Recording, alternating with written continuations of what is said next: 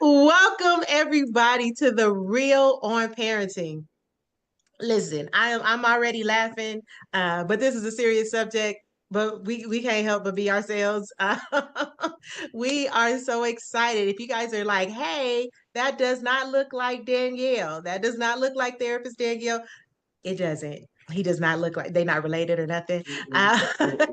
But therapist Danielle cannot make it today. And so I decided to go rogue and introduce my buddy, one of my best friends, one of my true, like just true blue, 10 toes down. If he called me, I'm coming. If he pointed you, you in trouble, right? Dr. Donta Morrison. Donta, hi. Hey, how are you? I'm good. I'm good. Now, I know we only have an hour and it's so much information, but can we just start with a little bit of your background? Because, and I'll start with our background. So I like y'all probably have heard the story. If you haven't, just know it's funny. I met Donta. I don't know what year it was. Yeah, about 20 years It ago. was it was about it had to have been 2004 Mhm. or five, like somewhere up in there. But he was speaking to a group at my church and y'all see what he looked like, right? Y'all see what he looked like, right? Now Imagine 20 20 years 20 years ago. ago, 20 years ago, okay? I called my mother. I was like, I think I just met your new son-in-law. And she was like, who is it? Long story short, my mother was like, ask, your bonus dad, my bonus dad, about him, and I found out that we through my bonus dad we're related, right? So it was like, dang. And then two, he was like, do some research on him, right? That was the first time somebody said googly, right? So I do this research and I see all this work you do within the HIV community, right?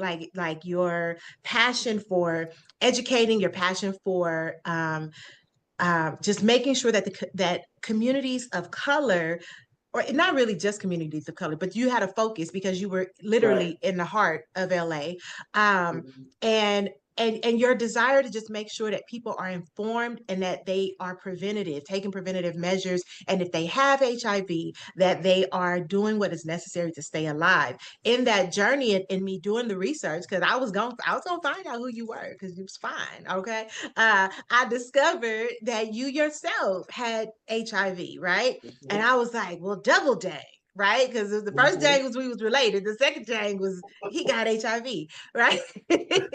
And so it started a path of friendship between us because we had a really open and honest conversation. And since then, I've brought you in to speak to my teen girls when I was working with group homes. I have been a part of some of your workshops with young adult males, Mhm. um and it's been a journey over the last 20, I'm gonna say 20 plus, 20 Yeah. plus years. We still look good, let me go and put that out there. Yeah. And win lose the tie, I am a fan of yours till I die, right? Thank And you. so I want to give you an opportunity to just tell a little bit about yourself, and then we're gonna get right on into the questions. Awesome. Awesome. Yeah, thank you for that. And also I want to put so she talked about the family and then the HIV, but I don't want you guys to think that Kiana and I didn't hook up because I have HIV, because there's No, ways around that. We didn't hook up because absolutely. I'm gay. Like, Right. like she didn't say that part. Right. Yeah. Okay, so can I be honest? I forgot that part. Right. Yeah. As So I I was want going to through the put that out story, there. So I so forgot that. yeah. So ladies, just because he has HIV, do not cancel him out. We're gonna talk about that because we We can have will a talk healthy about that because relationship. yes. Talk about that. But it was the whole gay thing. So HIV But or but not, but but let me but it wait, just hold wasn't on, because going. I Yeah. did not know, because it kind of was, because I did not know then what I know now. Right. Right. Yeah. And Yeah. so in the education, I now know that there's ways around HIV, herpes, whatever viral thing, right? Wait, brother. Um, but at the same time, at that time, 20 years ago, coming out of a marriage, um, with some questionable behavior going on, I did not know um what I know now. So Right. I mean, if we ain't met now, and you were I mean, straight, yeah. I probably would have get no. Right. Well, I love it. Like Kiana said, I have been working in the field of HIV and STIs for over 20 years. I started my career basically after I'm a military veteran, so I served in the U.S. Air Force. I worked in corporate America, and then when I was diagnosed in 1999, of course, life changed, and because my doctors basically love my personality, love my energies, they started asking me to speak at doctors' conferences about from a patient perspective. And it opened doors to just all these opportunities, just talk about my life experience with HIV at the time. And it has evolved into a career, so to speak. So I worked at UCLA, a lot of nonprofits throughout Los Angeles that really focus on HIV education and prevention. I'm clergy, so I'm clergy, so I work with the church to really talk about sexual health to make sure our young ones are getting the education that they need, because unfortunately a lot of this has been taken out of the schools. And Yes. depending on what this next administration does, a lot more will be taken out of the schools. But our young people are not getting the comprehensive knowledge they need to make healthy decisions. Now, I am not pushing kids to engage in behaviors, but I want them to be knowledgeable so they can make the best decision for themselves. Currently, I work for a wellness organization that does a lot of good things when it comes to just overall wellness. I'm a part of the HIV Vaccine Trials Network. Shout out to the HBTN. If you want to learn more about that, visit hbtn.org and check out Faith Based Initiative. So I'm part of the Faith Based Initiative, and our job is to really educate places of worship, spiritual centers. So it's six of us.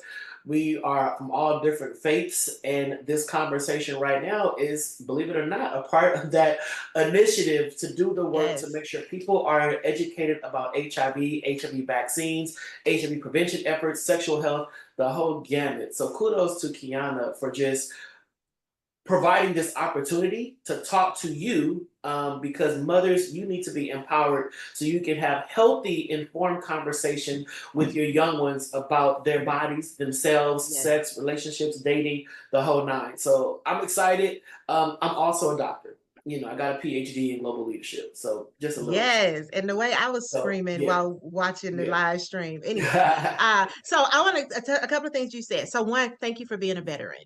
Thank you for serving our country on the front line so that I can sleep well on the Listen, sidelines. Okay. listen, listen. A work was done. Her work was done. Okay. The second thing you said was that you're not pushing children to engage in sexual activity. And as I have been in some of your workshops, I have discovered that most of, I'm going to say, well, let me not give a percentage because you know the people like to come for me. They like to tussle. Um, Most of the kids, most of the youth, young adults, young men that you work with are not sexually active.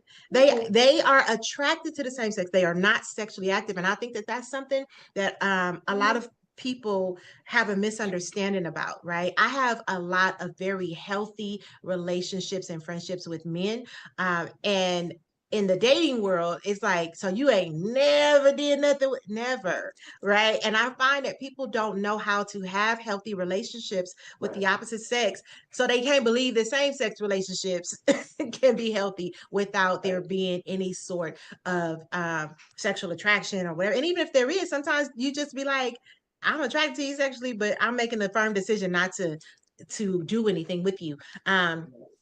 And that's regardless. So we are talking mothers raising teen daughters. We're all talking the real on parenting. I always share it into my group. But we're talking to parents in general today. But you mentioned HBTN. Is that are those HV, the HIV Vaccine Trials Network, HVTN. .org, you said? .org. Yep. Okay, I'm gonna have that splattered. So look, it's gonna be right up here at the top. All right. Uh, HVTN.org. Yes. And so, and then one more thing, like Danielle was absolutely in support of this. She just couldn't make it. All right. So I want to make sure that I say that because Shout out somebody to gonna be like, Danielle. how We love you, come? Danielle. Where the therapist at, right? So I want to make sure we shout her out. So hey, girl, hey. All right. So just so that we can get right into this, there are so many things that came up. We did the safe space summit, and I interviewed you before, and I said I know a lot of women in this space, but I trust you, right? Mm-hmm. And everybody didn't appreciate that comment. And I was like, well, you mad? I'll buy you a cape and you could be super mad, right? But I wanted to make sure that I brought in who I knew would shut down the room. And you did. So this conversation is coming from what I observed, what was reported back to me, right? There are a ton of parents. At one point, I walked in, and a mom was finishing up what she was saying, but you said, "Gone are the days of no, not my daughter, not my kid."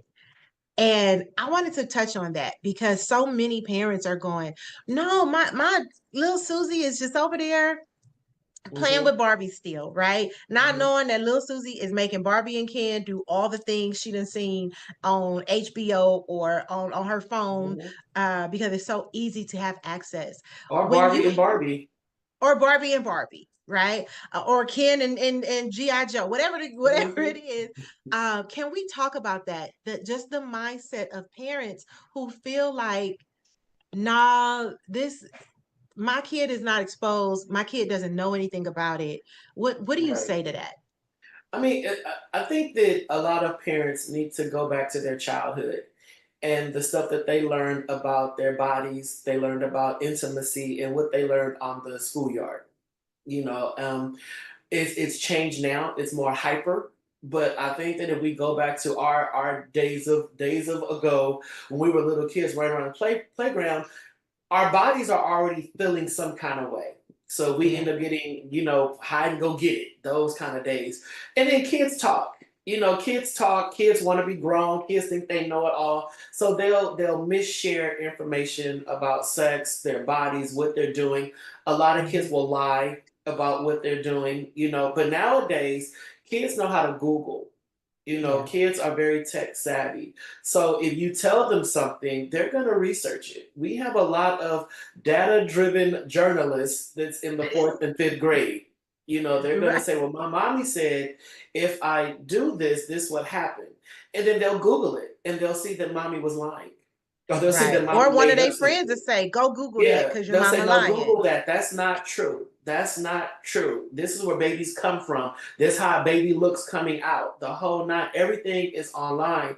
And yes, there are parental blockers. There's all kind of stuff that you can do, but we have to accept the fact that we're in the technological age, and our young people have access to technology in a way that we did not. So our parents could easily shelter us, from things that modern day parents cannot. Think about going back in the day. Our parents, our fathers would hide the Playboy magazines in a trunk, in the garage, under the car. In the It's hidden. closet. You Yeah, under cannot the see those bed. Yeah. adult magazines. But nowadays, kids just type in one thing and they're just bombarded with it. Or they see billboards. Remember, They we see didn't have billboards. billboards advertising gentlemen's clubs Right. when we They were see growing up. billboards. Right. They see billboards. I mean, and I'm not putting it all on music and videos, but we're in a very hypersexualized era. Yeah. Things that we're seeing now on TV, in movies, in music videos, we didn't see that. And I was talking to somebody the other day, and I'm the MTV generation, and I remember when MTV came out, and MTV believed in censorship. There was some things that were just censored, some things you Mhm. could not see. There was BET After Dark. You had to be up at midnight to see certain See it. videos. So sometimes you Right. wait up till midnight to see Nelly's Hot in Here uncensored video. But before that, no, you couldn't see it. They really respected households. They respected shielding children. But nowadays, all bets are off. Right, Reality because it TV. became so popular and profit driven, Right. because it was like, oh wait, all these people are watching BET After Dark, all these people are watching Mm-hmm. MTV late night, so let's move it up a couple of hours. And they To let tested it people like that. It see. moved up to 9, it moved up to 8, it moved up to 2 o'clock, right? Right. And then you look at reality TV, and unfortunately, our young people think the reality TV is reality. And Yeah, it's not. Those are it's still not. actors. Those are still characters. Those are still performers. Because when And those those of us who cameras have shut spent off, time in the industry know that yes, they yell cut and then they go back and then the fight starts all over again. it But when they starts yell over again. cut, these people outside smoking a cigarette together. It's Together, not real. together. It's not real. And parents, it's time now to change the approach, to change the conversation. And I challenge parents: ask your kids what do they know, and be a safe space for them to share. Right. So what, because you said their approach. How can parents approach the topic of sexual health with their teenagers in a way that does feel natural? Because it's hard to provide a safe space for our kids when we are not used to having those conversations, or when we know the truth and we're trying to shield it, right? So how do we Well, have that safe space conversation? I've also experienced from parents that parents want to be the smartest one in the room. They they just do. They want to be the smartest. And not now, I'm not a parent. I don't have any children, but from the parents I work with, they want to be the smartest one in the room. And I completely understand that. That's why I have conversations with parents that are so in depth, so intense, so comprehensive. I want them to feel empowered talking to their kids. But it's nothing worse than a parent being blindsided when their child is explaining stuff to them based upon facts, research, exploration, investigation, and the parent cannot refute it. Right. Then your Especially when child, you go to look it up and then you find out everything they said was correct. yeah, and then the child is not looking at their mama or their daddy like, and I thought you knew it all.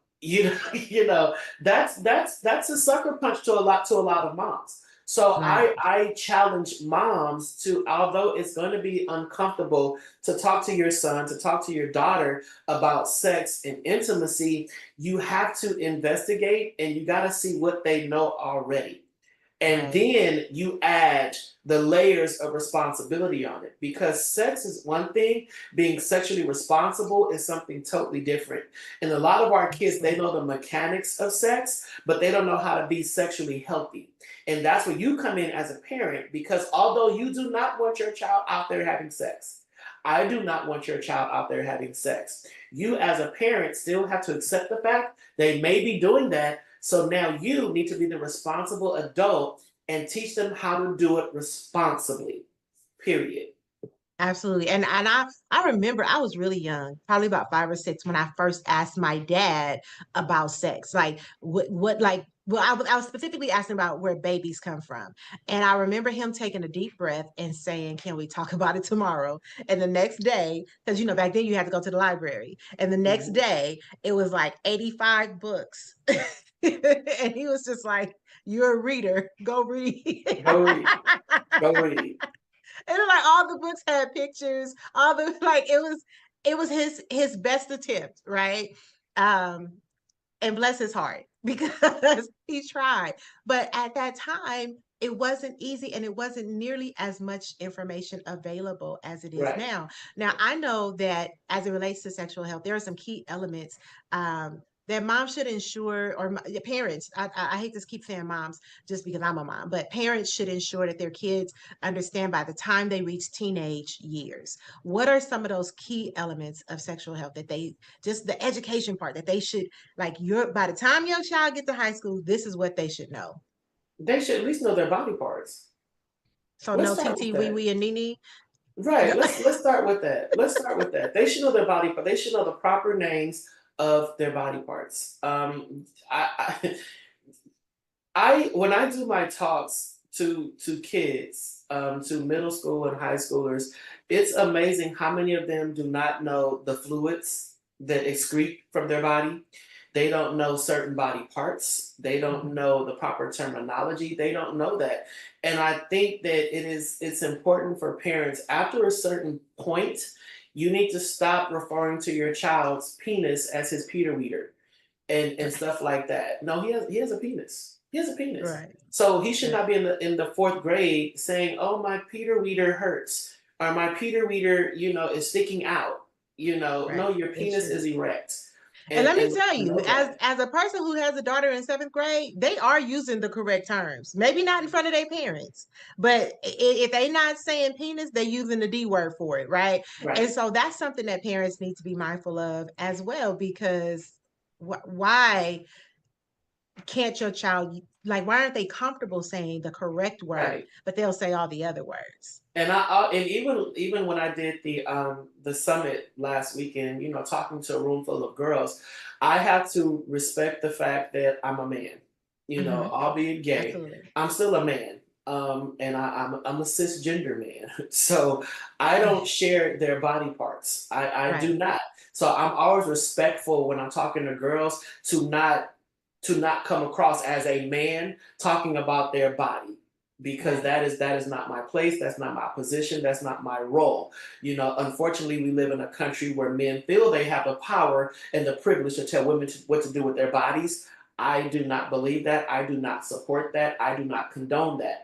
So when I was talking to these young girls, I was hearing from them. I wanted them to talk to me so I can gauge the comfort level of where I Right. can go as a guy in that space, because that Mhm. was their safe space to talk about sexual health. And I'm saying, okay, queens, let me know, what do y'all want to talk about? And you guys ask the questions. And they asked some real questions Yes, they about my did. body. And I was looking like, Oh, I oh, listen. I didn't hear the questions about your body, you but hear the that could be questions. why I was hearing the screams from the like, from the other room. Like that, like the moms were like, "What is he saying?" And I was like, "Whatever he is, I trust it, right?" Because I knew that you would respect the space. But they're asking questions about your body. Can you just give us like a couple of questions that they asked? They wanted they I hope their moms aren't watching, because you're Well, they don't know which kid they asked the don't know question. what Go girl ahead. said. They wanted to know. They wanted to know what, you know, what is pre cum? What is Mhm. that? You know, when a guy says he's about to nut, what does that mean? You Mhm. know, it was things like that that Now they these just are the wanted to older know. girls. I want to make sure everybody Oh yeah, know these were the high school 9 girls. to Yeah, 12 these year were high olds, school 9 to girls. 13 were in a different group. Like Yeah, I my just want to 9 to make sure 13 y'all girls, know. we talked about space travel, you know, and and what they're gonna do when they grow up. That's what we talk. But my high school girls, they wanted to know that, because I'm sure those were conversations they're privy to on their campuses. Those are the Hmm. conversations the little boys are having with them, you know, Yes. and they looking like, well, what do you And mean you even want younger. to nut on me? What are you talking about? You know, Right. and so they not looking like a deer in headlights. He's not talking about cashews, pistachios, walnuts. No, he's talking about his body fluids. And you should know that's disrespectful. So instead of Right. you sitting there like a being silly and giggling, if a guy says something super inappropriate to you because he's using vernacular that you're not familiar with, you Hmm. need to know what these terminologies mean so you can know this young man is disrespecting you, disrespecting your body, and disrespecting your space. So this Right. is what nut is, and this is where nut comes from. So you should never let a guy tell you, "Hey, I want to nut on you," and you sit there and giggle, think he's flirting, and it's cute. It's not cute. Right. So Absolutely. that's what I empower these girls to know, because so many of them, they want to be affirmed, loved, called pretty by these little knucklehead boys, and they'll take anything that makes them feel like, oh, he sees me. But no, Right. seeing you and disrespecting you is something totally different. You should always be respected for the beautiful young girl that you are. That was the conversations we were having in there, of course, along with the HIV 101 and STDs, but I was empowering them to have some self awareness and self respect. Because unfortunately, thanks to social media, camera filters, you know, and all Right. that, the image of beauty has just been skewed beyond belief. And it's Yeah. like, you do know that's not what she looks like. Once we Yes. get that Noxzema or that cleansing pad and do a thorough scrub of all that makeup off, and you see the real her, you see the Yep. freckles, you see the moles, you see the flaws, you see all that, you realize, oh, yeah, she's just like me. She's just like you. She just has an account to Sephora. That's all. I because there are a lot of moms or parents with young kids. I remember putting Kayla into a new school. And as a new, I am that mom, right? I'm the mom that's at the school. Like let me, I'm gonna be here during the breakfast time. I'm just extra pair of You eyes. heard. But You I'm but heard. I'm always watching. And I see this group of boys and they're like first and second graders and they're gathered. And I'm like, let me go see what they're doing. And I go and they're looking at a video of I want to say it was Nicki Minaj, but like they're watching the booty pop. So I grabbed the phone, Mm-hmm. right? And Mm-hmm. like all of these boys are like hiding. Now they putting their folders in front of them, right? Like because they because they are having a physical reaction, right? And Yes. they have been caught and they are like, oh my goodness, right? So I was not their safe space. So what I just took the phone, gave it to one of the workers and was like, hey, they're watching, some inappropriate content. And so they had to deal with that. But at first and second grade, if this is what they're gravitating to because they are exposed, then it becomes an issue for our daughters in the long run. Like before, you kind of have to wait till high school, right? Now it's starting so much earlier. And so you see the girls are wearing big sweaters and big sweats all the time because the boys are making egregious comments about their bodies.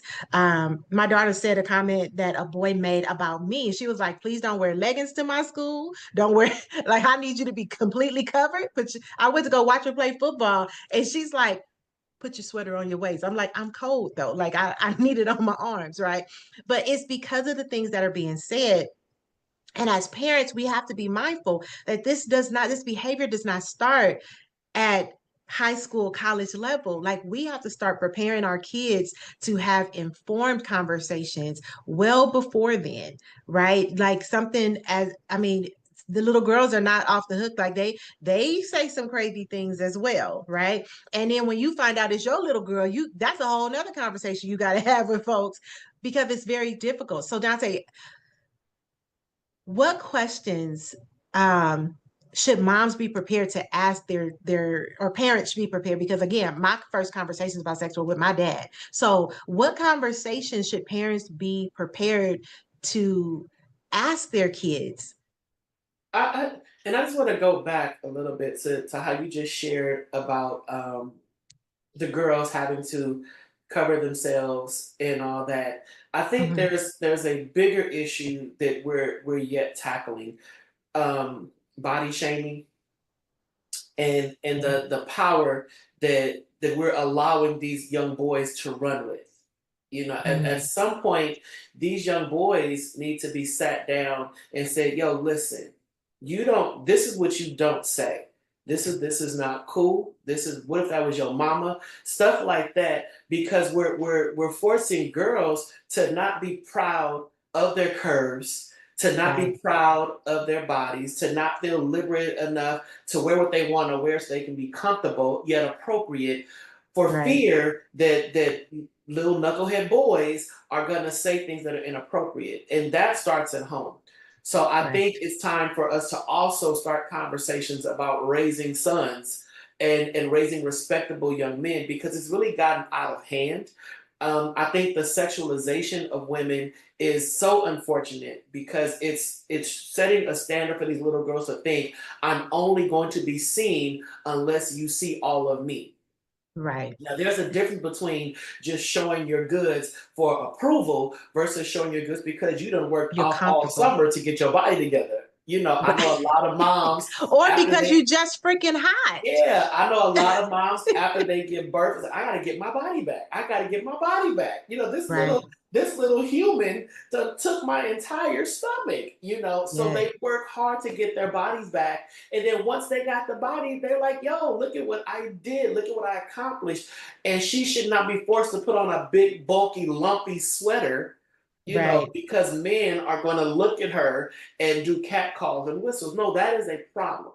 So And it's I'm gonna say twofold. this It's because twofold. as a mom, I'm always conscious of that. I'm always conscious, like I'm a very modest dresser anyway, right? Like you gonna see a shoulder. Now, let's be clear about that. But otherwise, I'm pretty modest. But I also am a believer in mitigating damages, right? And so when I'm dropping my daughter off, and I can see the adult men who are dropping their own daughters off and looking at the girls, when I can see, the teachers or maybe not the teachers, but the crossing guard, you know what I'm saying? There is a sickness where people feel like they got to take a peek. And so in that case, I'm like, hey, there are certain things that we will not wear, right? Because again, mitigating our damages. But I also think that our daughters should have the ability, just like you said, to be free. If you want to wear shorts because it's hot, wear the shorts, without someone actually oogling or going so far as to touch them. Right. And I have had to check adult men because my daughter is very well endowed, right? I've had to check who you looking at, or something a little bit more forceful. Usually, it's Mhm. much more forceful. But let's get back. I want to come back because I Cool. was asking about questions that parents should be prepared to ask. One of the questions that I have asked is, what do you already know about sexual health? What Mhm. questions do you have? Because, and I wasn't expecting her to have questions. I was Mhm. asking so that I could say I asked. Like, Mhm. let's just all be transparent because I'm the professional, and I gotta, before I ask you what you asked your kid, I gotta make sure I've asked my kid. I was not ready for all the questions that she had. I was just like, okay, so we're gonna call Uncle Dante and we go we go get some of these answers because she's asking about flurries and something else. I forget what the other thing is. She's asking what's the difference between a transvestite and a person who just like what is it that just enjoys dressing as women. Like I wasn't expecting those questions. I'm expecting her to be like, well, what does it mean when I feel this? Or what, you know what I mean? Like I was expecting that kind of question. I was It's not a new day. expecting all the gamut, the I mean, I couldn't put them in a box. Like there's no categorizing because they were all different questions. I think Right. one thing that I asked the moms on Saturday was, "What is your definition of a virgin? What is your definition?" And the looks of confusion was humorous. They were looking like, what do you mean? It's someone who doesn't have sex. I said, what kind of sex? Oral sex, anal sex, or vaginal sex? What kind of Mhm. sex? Well, I would assume that it's and it was they were scared to answer the question. I Mhm. asked their daughters the same exact question, and they were looking like, I mean, it ain't, so I challenged mother and daughter in separate rooms to have a conversation about what does it mean to be a virgin, or how do you Mhm. define being a virgin. And to the mothers who are watching, what is your definition of being a virgin, and do you and your daughter share the same definition? Now some moms said, well, it's, of course, it's no vaginal intercourse. All right, that is fair, that is fine. But what if your daughter is out there performing oral sex on either Mhm. guys or girls? Mhm. What if she's having oral sex performed on her? Now there's no penetration of a penis, but what if that's happening? Is she still a virgin? Once I Right. started asking that, you saw the moms looking like, oh, well, what if, because you told your daughter for years, don't go out there and get pregnant, don't come home with no baby. So your daughter's mindset is now like, okay, vaginal sex leads to pregnancy, anal sex does not. So she's having Right. oral sex and anal And anal sex, but sex. she's telling you, Mom, I'm still a virgin because my hymen is intact. No boy has ever penetrated me.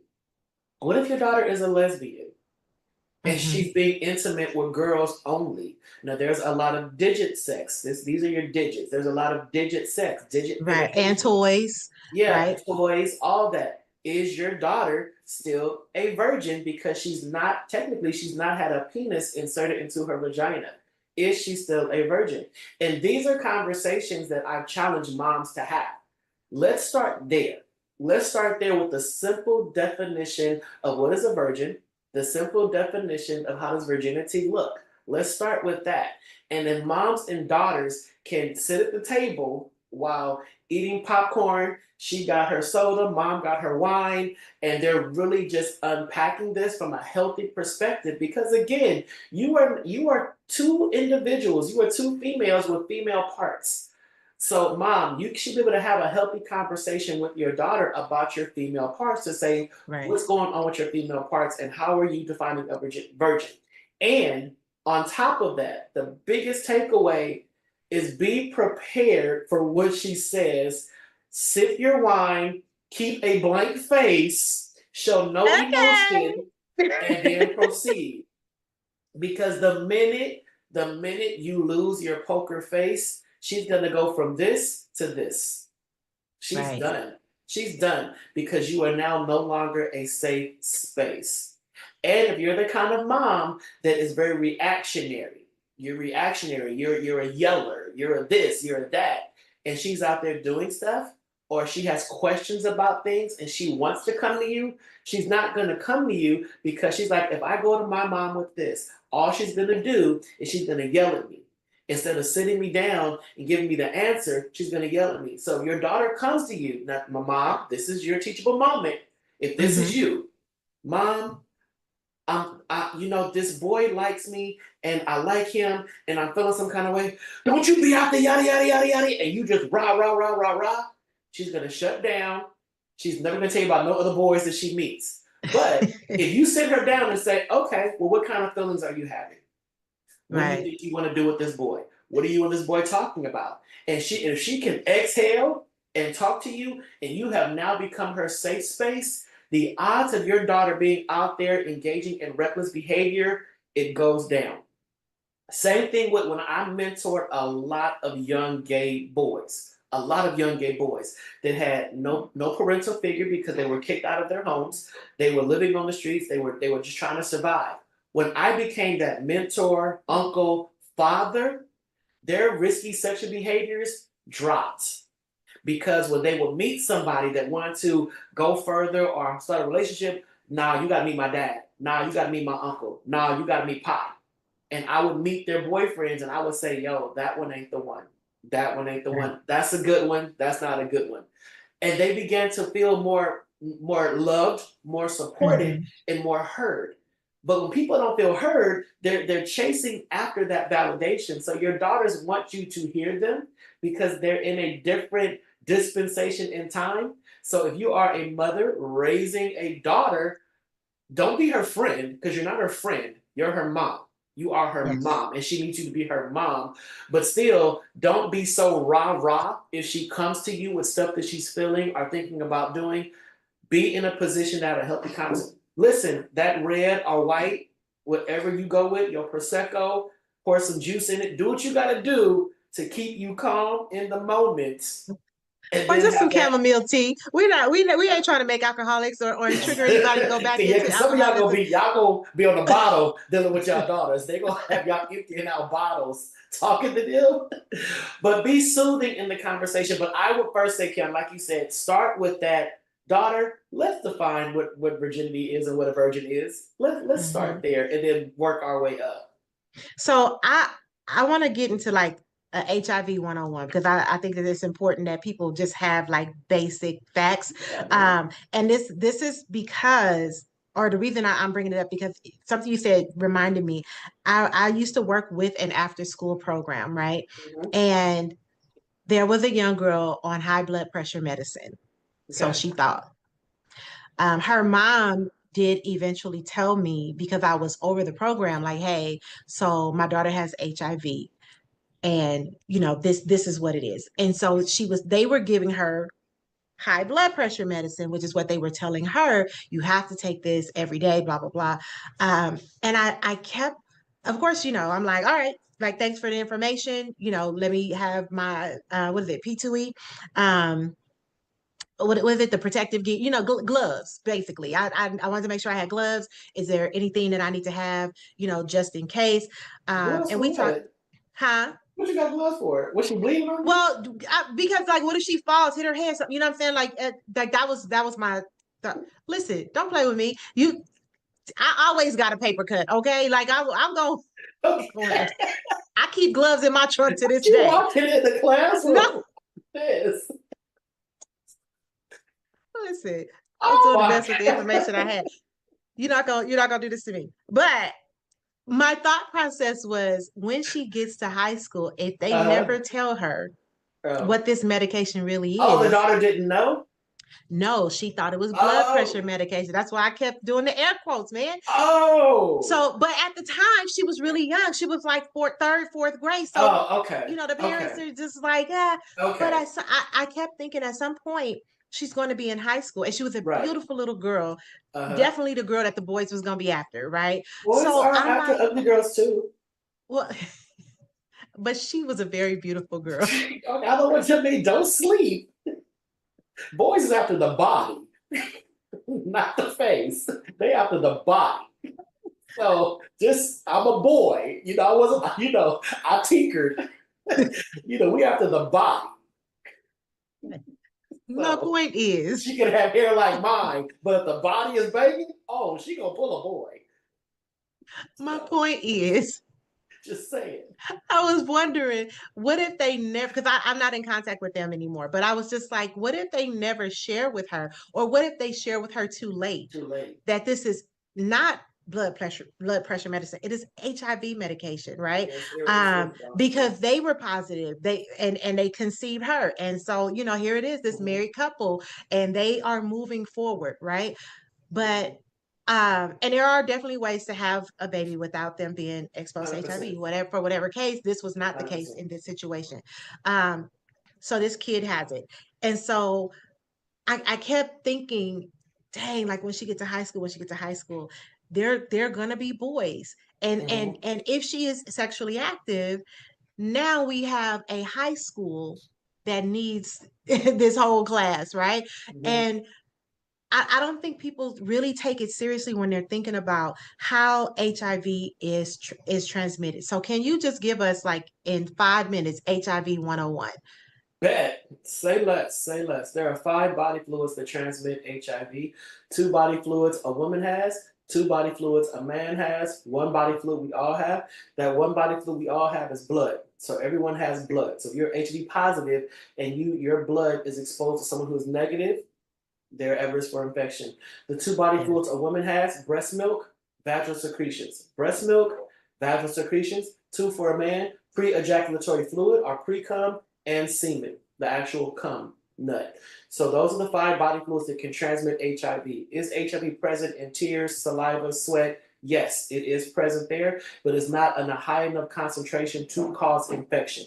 So if someone living with HIV cries on you, sweats on you, spits on you, you will not catch HIV. All right, that being said, the odds of catching HIV through kissing is slim to none because it's just saliva. Kissing is, come on, it's not going to happen. All right.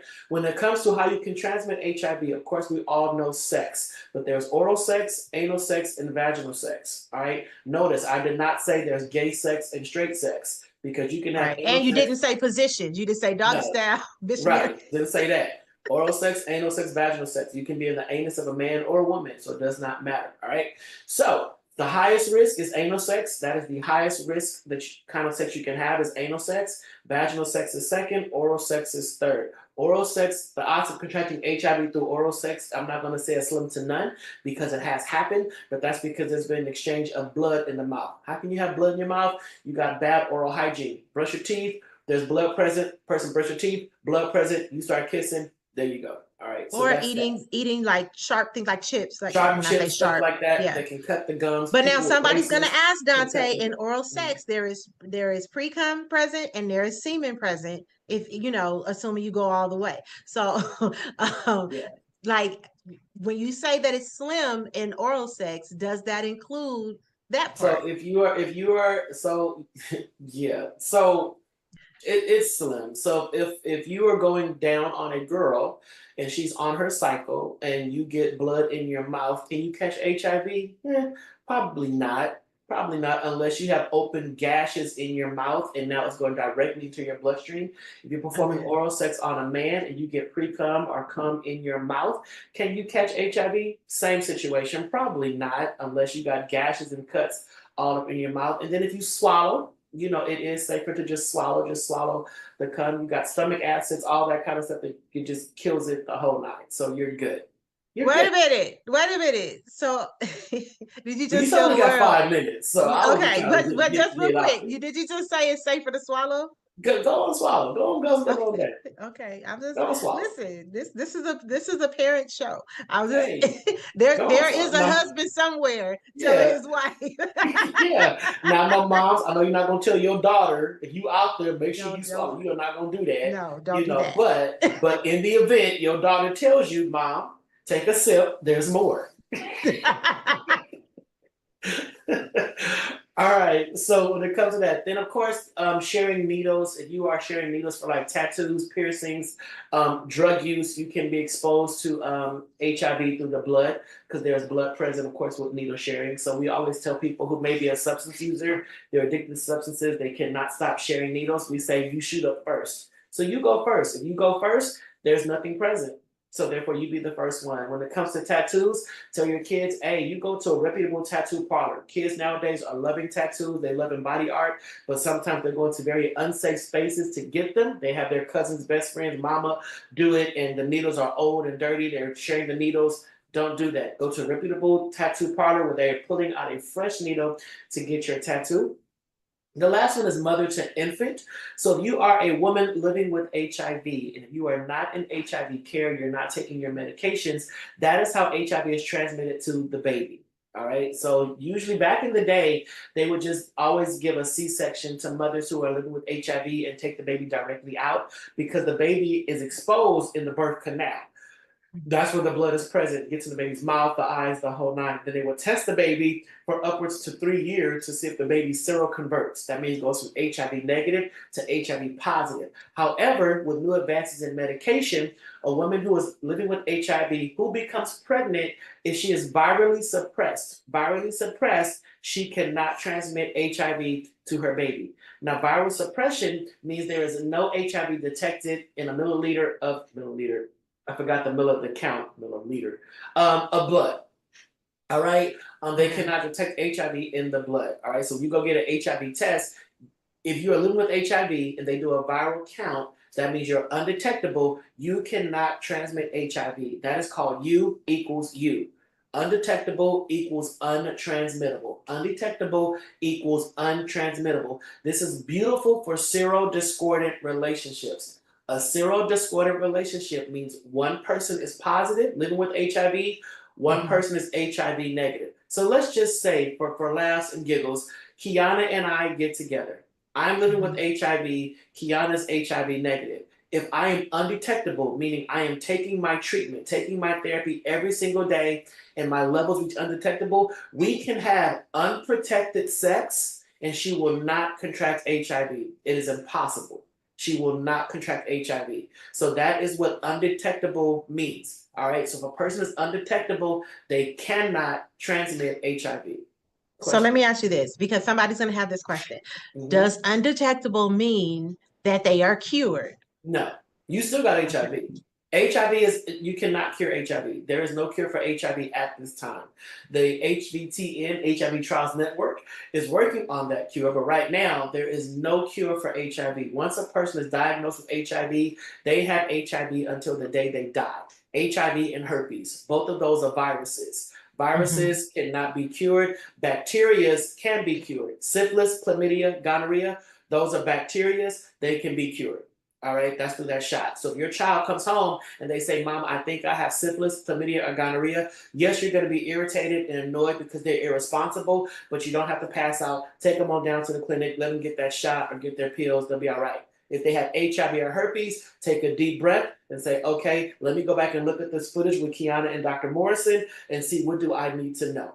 Get your child in care. Now, parents, you should also be advised and well aware of the fact that your child at the age of 12 can get an HIV test without your consent.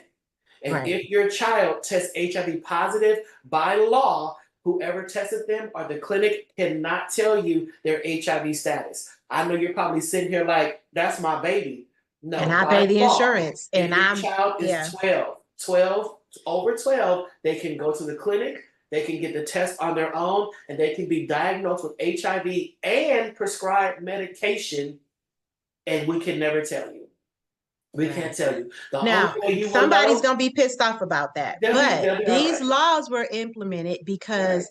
because of the lack of safe space that kids had, right? And right. There was a lack of safe space, and there were a lot, and let's just be honest, there were a lot of kids being abused, being put out their homes because of this kind of a situation. So it's the overreacting that created a law where the government had to say, we got to create a safe space so that these kids are not getting their butts beat to the point of death, literally at some point. And so while you may be thinking, I need to know, the laws are there because of the safety risk that it posed by not having them there. So, and I'm a parent. I'm paying my daughter's insurance. You bet I double dog dare you to cut me out. But at the end of the day, they will, right? So I have to And have a that's relationship with my kid where she says, I want my mother present. I have to have a relationship with my child where she says, Mom, here's what the doctor said. Here's the paperwork. Here's the follow up, because they're going to still give them paperwork, right? So they'll we get got to be everything. able, say that again. They'll give them everything they need to have best care. Yeah. Right. And so as parents, it is our job not to fight on that, but to say, hey, let's talk. Is there anything that that you want to talk about? Is there anything that your doctor said? Do I need to go and get you medication? Because they still can't drive themselves to get the medication. That you know what I mean? Like somebody got to pick it up, but they will find somebody they trust if they Mhm. cannot trust you. And if you have your child on your insurance, they can actually go to a free clinic to get it done. So don't be like, well, I'm going to just start looking at my insurance paper when they come in, see who wants a doctor. They can go to a free clinic and get it done. Now, when it comes to getting the medication and getting into care, that's when they'll have to go to Kaiser or whatnot. But to get that test, they can get the test anywhere they want for free. Um, Absolutely. so the last thing is biomedical HIV prevention. So I'm sure all of you have seen those commercials, Truvada for PrEP, Truvada for PrEP, Truvada for PrEP. So PrEP is a regimen that you can take. It's one pill a day, and it will decrease your chance of seroconverting to HIV positive by up to 98%. So that means if you take this pill once a day, every single day, and you're out there having unprotected sex, you won't catch HIV.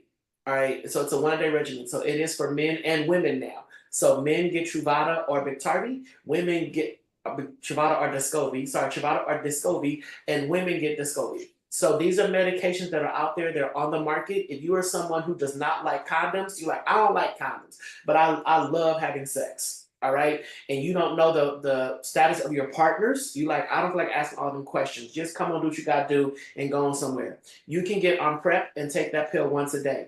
If you're in a relationship or in a situation, you're not on PrEP, there was no condoms used, and the person may happen to call you the next day, or the person has HIV and the condom breaks and you're now exposed to their fluids and you're nervous, you can go to the emergency room and you can ask for PEP, post-exposure prophylaxis. So PrEP is pre-exposure, that's before exposure, you're on this medication.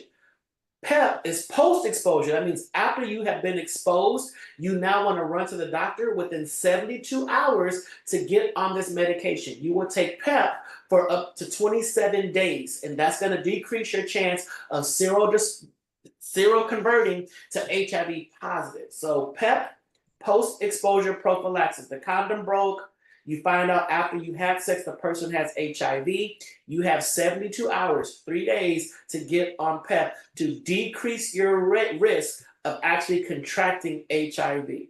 All right. Those are things that women are not often told. People are not often told. And because of that, a lot of people are seroconverting to positive when it could have been caught early. Absolutely. Absolutely. And this is the stuff that your teenagers need to know. Let me rephrase that.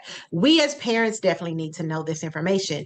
And then we need to teach it to our teenagers or get them to a Right. source where they can. So that being said, Dante, you are my source, right? Mm-hmm. Can I invite you back? Of course. And we And talk if about this again. 100%. And if any parent out there, you want to reach out to me because you have a person, especially if you are the mother of a child that is about to come out. Like you got a hunkering that your child is same gender loving, hit me up. hit me up because gay teens are at risk of higher risk of suicide. They jump into relationships trying to find love and whatnot because they don't think they have any value. They do a lot of things covertly because they don't feel Mm-hmm. you're gonna appreciate or still love them. So if you are like at that precipice, like I know something's a little different about my child, how do I Right. navigate this? I want you to be the best parent possible to your LGBTQ youth. I want you to be that. And you can be that with the right knowledge, the right guidance, the right hand is going to walk you through it.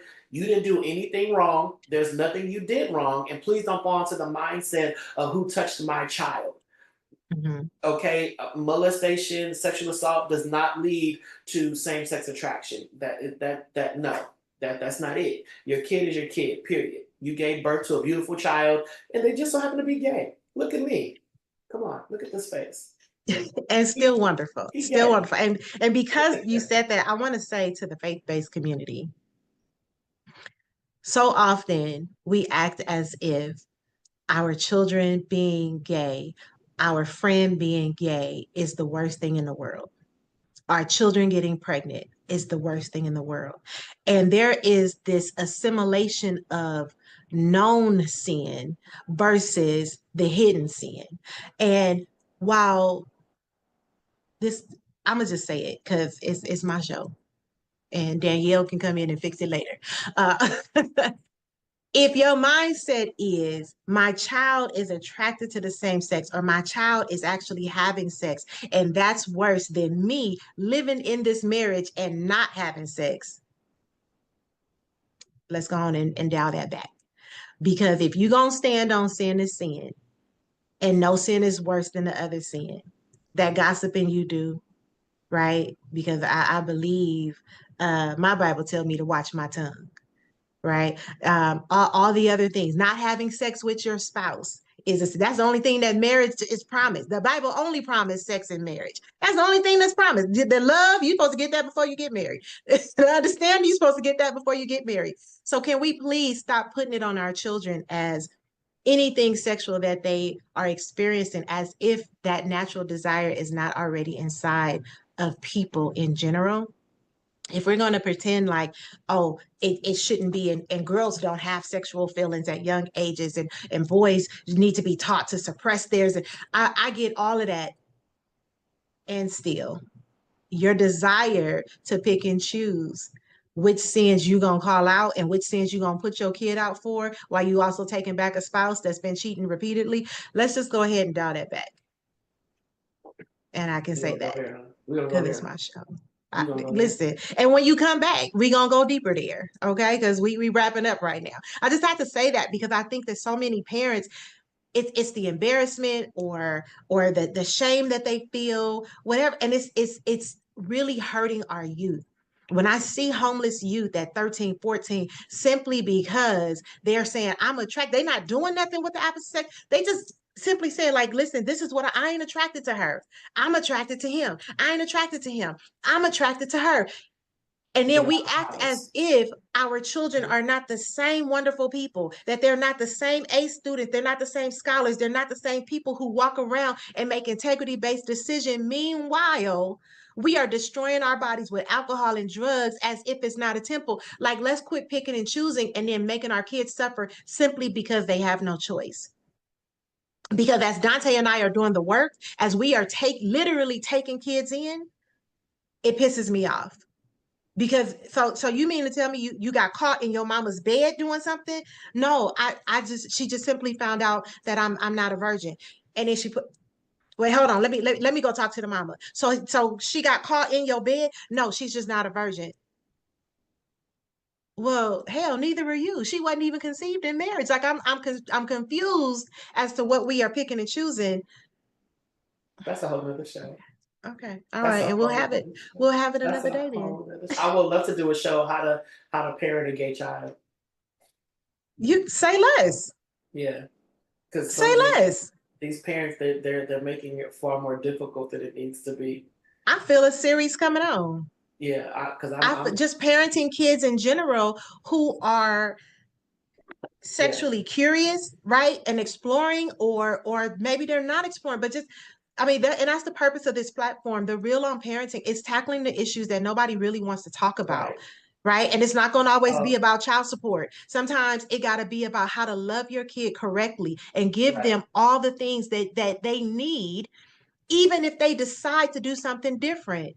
It's not Right. an attack on your character. And you might feel Here that I for a come. Hold minute on. because Hold on. Here I come. Hold on. Here I come. Hold on. I'm on a Zoom. Hold on. I'm are you on a Zoom. 1 second. I mean, they the police. Hey, slow. Come on. and I'm not editing that out. I'm I'm sorry, but I'm like, who is banging at my door? I'm on a Zoom.